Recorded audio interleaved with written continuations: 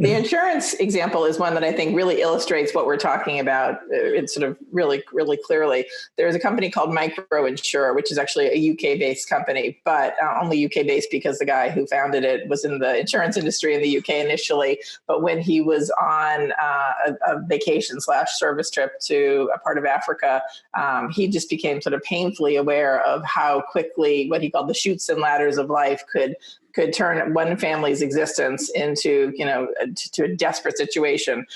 He stayed with a family where the mother and child had been forced to return from the big city where they were both doing quite well. She was a teacher, I think, and the son was in school, and her husband was, from memory, a security guard, but they had good jobs because her husband had gotten sick. He'd gotten HIV and then eventually AIDS and died of AIDS. And in their attempt to pay for whatever care they could for him, they bankrupted themselves. And so desperate, they returned back to their village and they just lived a life of extreme poverty. And it occurred to him, having sat in his office in London and looked at the charts where natural disasters and bad things happen versus where insurance is offered, it was a complete mismatch. And it just seemed wrong that we can't find some way, somehow, some way to offer insurance of some sort to people who most desperately need it.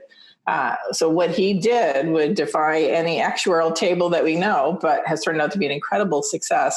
He created this company called MicroInsure, where through trial and error, he's figured out in various countries in Africa and in India how to create microinsurance payments and coverage that can make a life-changing difference for the people who get it. Now, we think of insurance as a big fancy policy. You sign it, you pay premiums, you get coverage. You hope you never need it, but we grouse about how much it costs, but it's there for peace of mind.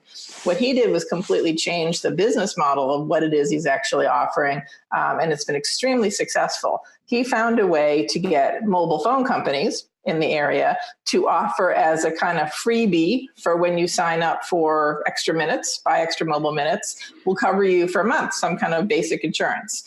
So people didn't have to put out money at all to get the experience of being covered by some kind of basic insurance. And here's a really shocking and cool part about business model innovation. He eventually realized that all of the traditional ways that we in Western countries would think about insurance, again, through actuarial tables, is next of kin and assessing risk and your age and all of that stuff was almost impossible to get reliably in the countries he was starting to do business in. So eventually he took the big leap of faith, and all that he knows about his customers is their mobile phone number. We will do business with you through this mobile phone number. So we know you have a relationship with the mobile phone company. We know we can get money to and from your account there. We're not going to ask you your age. We're not going to assess your risk. We're just going to figure out a way to have a business relationship based on that.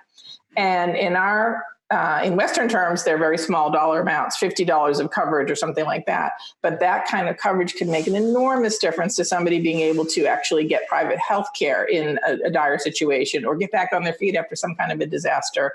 He eventually upsells them. They get a little bit better coverage, or they have to buy more minutes. It's not free insurance, but the initial entry into the market is through the mobile phone companies. And he's been so successful, millions and millions of people. It was more successful than he had even anticipated. He said they were plugging in when they had so many people sign up for a particular offer for $50 in exchange for if you were in the hospital for 2 days, which is a game-changing amount for people. They were plugging in USBs and trying to hold on by a thread with their technology because they had so many people sign up for this product. He's demonstrated, this is what we, as a classic market creating innovation. There wasn't a market there. You couldn't see customers. You could just see unfortunate people. Now he's got tens of millions of customers who buy a different version of insurance, but a life-changing amount of insurance, or get it free in their deal with the mobile phone company. And he's created a market.